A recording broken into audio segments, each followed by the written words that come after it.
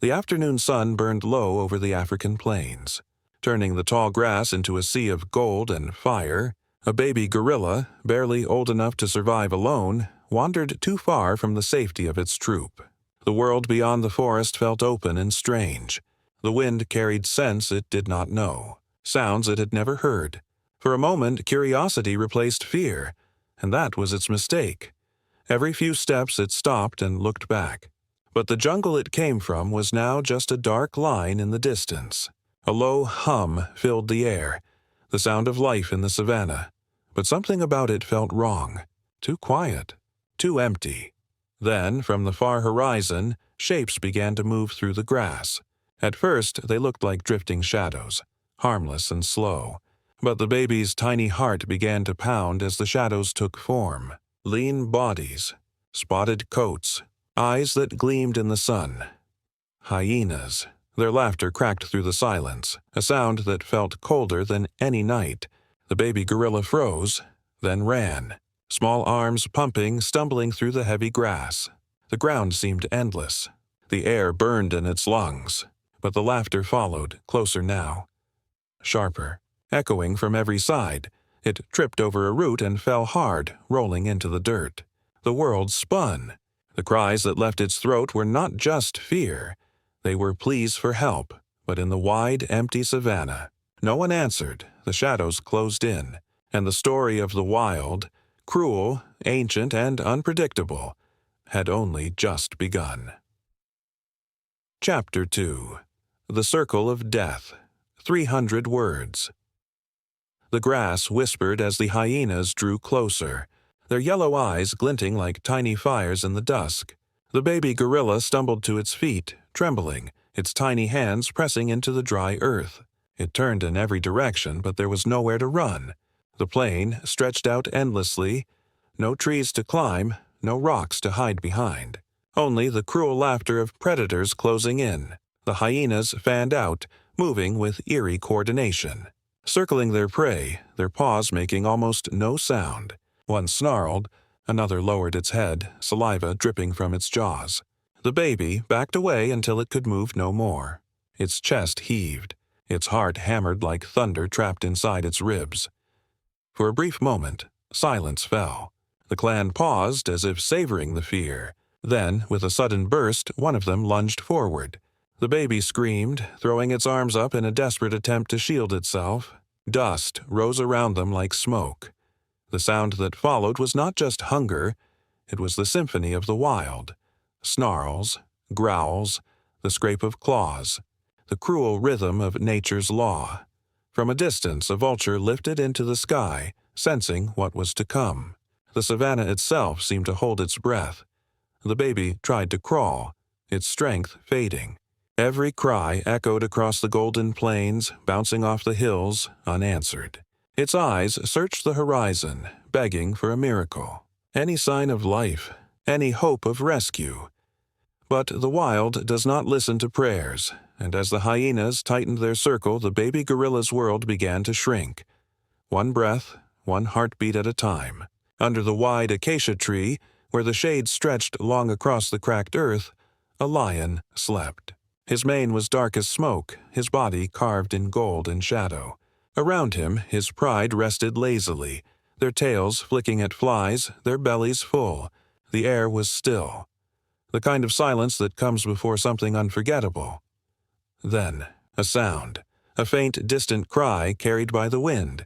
Not the cry of prey, nor the roar of an enemy, but something different, weak, frightened, lost.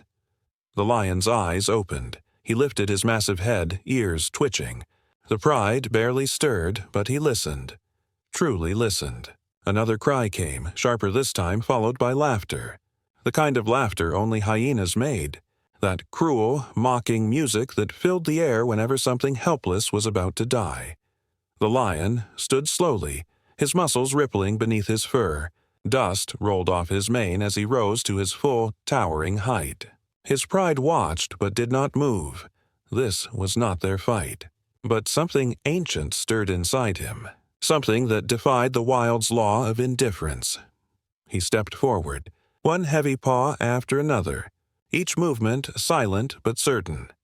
Far ahead, the hyenas encircled the trembling gorilla, their cruel chorus echoing through the plains. The lion's golden eyes locked onto the scene. He did not roar. He did not charge. He simply walked, the quiet storm approaching. The hyenas noticed him too late. Their laughter faltered, replaced by low growls. The king was coming, alone. The baby gorilla turned its head and saw him through the dust, a shadow of strength walking straight into danger, and for the first time, the wild itself seemed to hesitate, as the king broke every rule written in blood and instinct. To protect a stranger he should have ignored. The hyena's laughter shattered the silence like broken glass. Their growls turned into a chorus of madness. The baby gorilla cowered behind the tall grass, trembling, but all eyes were now fixed on the lion. He stood alone. The wind stirred his mane as he faced the clan, each breath heavy, deliberate. His golden eyes didn't blink. His body was a mountain of calm rage. The hyenas circled him, teeth flashing, their mocking cackles growing bolder. They had numbers. He had none, but in that moment, he was the storm. The first hyena lunged, a blur of spotted fur and snapping jaws. The lion's paw moved faster than sight. One strike, and the hyena hit the ground with a bone-cracking thud. Dust erupted around them. For a heartbeat, silence returned. Then chaos exploded. The clan attacked together. Dozens of them. From every direction, the lion roared, a sound that shook the air itself. It was not just anger. It was warning, defiance, and promise all in one. The roar rolled across the plains, scattering birds from the trees miles away. But the hyenas didn't stop. They lunged again, biting into his legs, his flanks, his tail. The lion spun, slashing, growling, tearing through them one by one. Yet they kept coming. Blood splattered the golden grass. The baby gorilla covered its face, shaking. The king was bleeding. His legs trembled.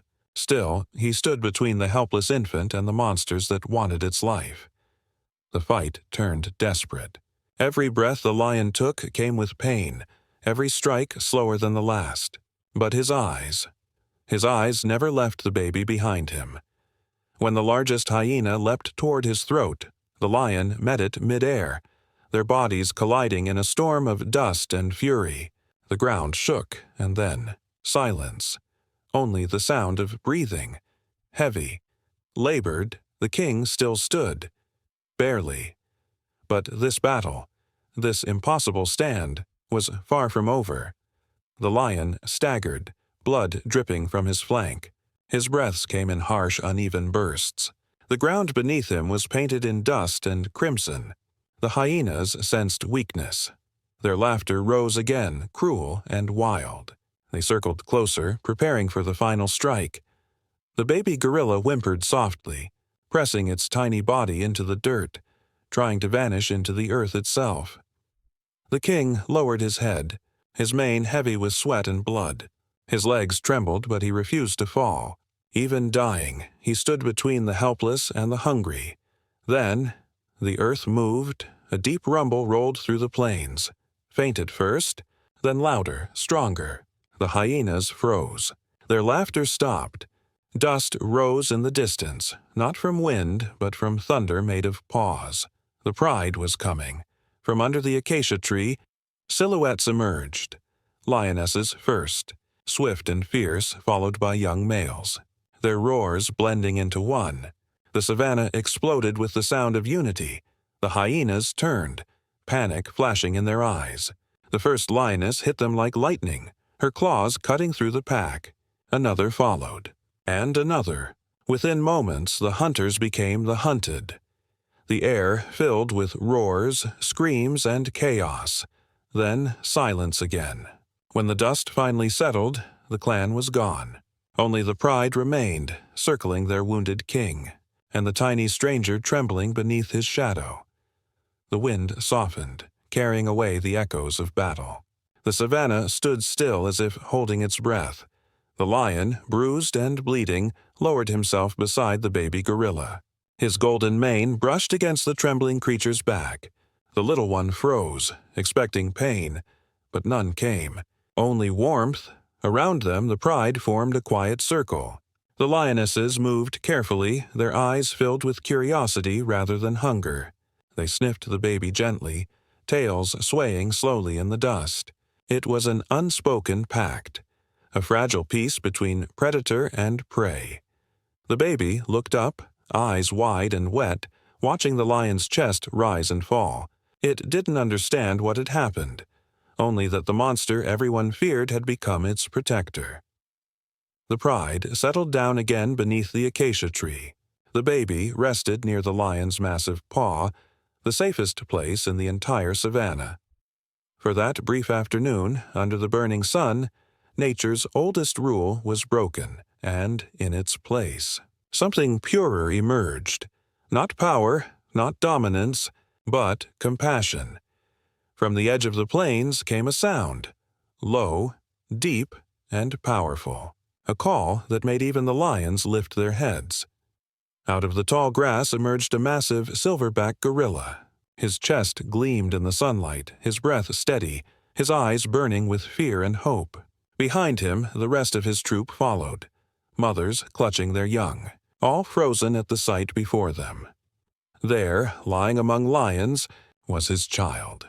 The silverback took a step forward, pounding his chest once, not in challenge but in warning. The pride tensed, ready, but the great lion simply rose to his feet. Blood still streaked his fur, yet his gaze was calm. Slowly, he stepped aside. The baby gorilla blinked, then let out a soft cry, the cry of recognition. It crawled forward, arms trembling until it fell into its father's chest. The silverback caught it gently, holding it close, rocking it as if afraid it might disappear again. The two kings, predator and protector, locked eyes for a brief, eternal second. No words, no sound, only understanding, and in that moment, even the wild seemed to bow its head. From a distant hill, Ranger Jabari lowered his binoculars, his hands trembling. He had witnessed battles before, but never this. Two species, born to fear each other, had shared something beyond instinct. As the silverback carried his child back into the forest, the lion watched in silence, his tail sweeping the dust like a slow farewell. The sun dipped low, setting the savannah aflame with gold. Jabari whispered to himself, almost afraid to break the moment. Even here, in the wild, compassion survives, and with that the king lay down once more beneath the quiet sky.